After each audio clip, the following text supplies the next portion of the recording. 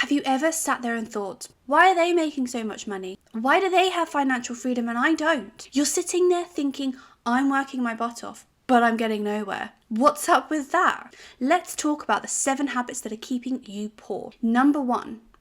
Working for less than you're worth. Most people are guilty of this at one time or another. You're in a steady job and working really hard. You look at your salary pay packet every month and think, surely I can be earning more than this. And more often than not, the answer is yes. Historically, employers will pay their current employees the minimum amount that they absolutely have to. Many people join companies, stay there for long periods of time, and actually end up earning less than they did than when they first started. Why is that? Most typically, this is because of one of 2 things. Firstly, either the company just doesn't offer annual pay increases. Secondly, they may offer you a pay increase, but it could be substantially lower than the inflation rate, meaning essentially you are getting poorer and poorer and working for less and less each year that passes. A lot of people feel scared to move jobs, which is completely natural, particularly if you've been there for a long period of time. But you staying in this cycle year after year will mean that you essentially become poorer and poorer as time progresses. But you can break this trend. Depending on the industry that you work in, moving companies can actually typically give you a 10 to 20% salary increase. So don't let being stuck in the cycle hold you back. Number 2, buying more than you can afford. It's quite simple really when you think about it. You have a certain amount of money that comes into your bank account every month and typically a certain amount of money that will go out. If they are not balanced or the money going out is higher than the money coming in, then really you're in some trouble. In order to give yourself financial security, you need to manage your monthly finances effectively. You will have fixed costs that you need to allocate money to every month regardless. For example, your mortgage, student fees, childcare fees. But there will be many expenditures that I'm sure that you would be able to cut from your monthly outgoings in order to save yourself money. It's important to have treats. Don't get me wrong.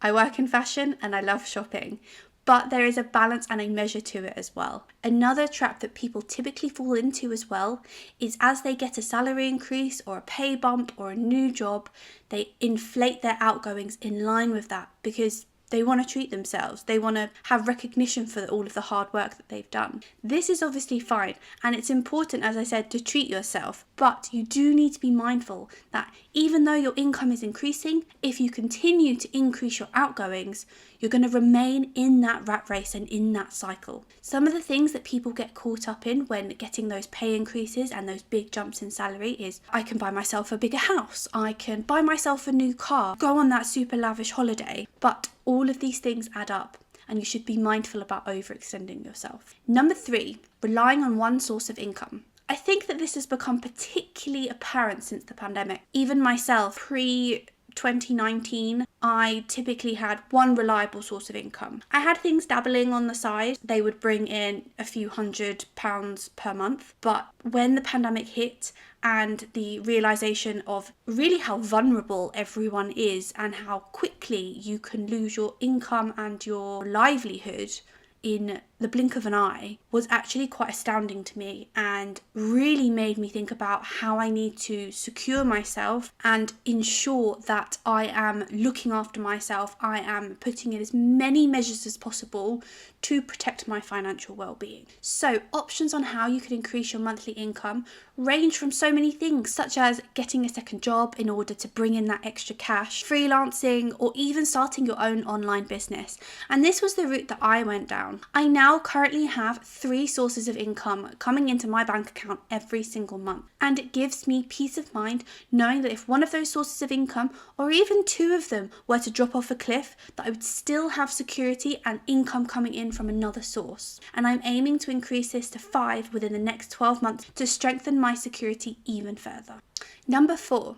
Not saving or building yourself an emergency fund. If you are living paycheck to paycheck, you have no safety net in order to support you if you fall on hard times. This can be incredibly stressful and bring instability into your life. A single mishap, such as your car breaking down or having to pay for house repairs, can seriously off-rail your life. So making sure that you are able to build up a buffer is really important. Typically, it is recommended that you should have between 3 to 6 months of your salary in your savings account at any given time, which will allow you to weather anything that comes your way. So let's say that you unexpectedly lose your job. You know that you've got that pot of money there in order to support you through that tough time, and knowing that you have some space to reflect, review, and think about your next steps without the building pressures of the financial burdens that you have. Number 5, lack of financial literacy. Typically, financial literacy is not something that we're taught at school. So it's really hard when you go into the big wide world, fleeing the nest of your parents and going at it on your own. And you have to find and seek out that information yourself in order to be educated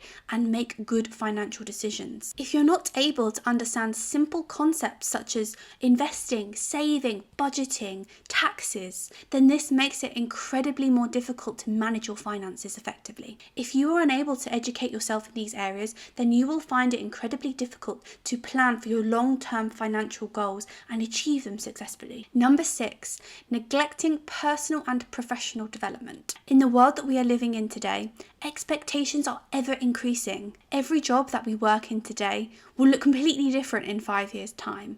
The level of expectation will have increased, and those people doing those jobs are going to be expected to be performing to those levels. If you want to be advancing your career and advancing your financial situation, you also need to be making sure that you are upskilling yourself and you are driving both personal and professional development. Otherwise, you're at risk of becoming stagnant and left behind. There's loads of resources out there available to you to upskill yourself and drive your both personal and professional progression. Just make sure you make the right choices. Number 7, prioritizing short-term gratification over long-term stability. We live in a society that wants us to spend money. Day on day, you see advertisements, marketing telling you to buy the next coolest thing or telling you that you need this thing in your life. We are conditioned to think that we need all of this stuff in order to make our lives better and happily give our money away as a result of this. I'm guilty of it too, and definitely have spent money that I know that I shouldn't have done in hindsight. But the important thing is that I learned from this and I don't do it anymore. If you really are set on achieving those long-term financial goals, it is important that you are able to compromise on those short-term gratifications to allow you to fuel those long-term goals. So instead of making those potentially impulse purchases,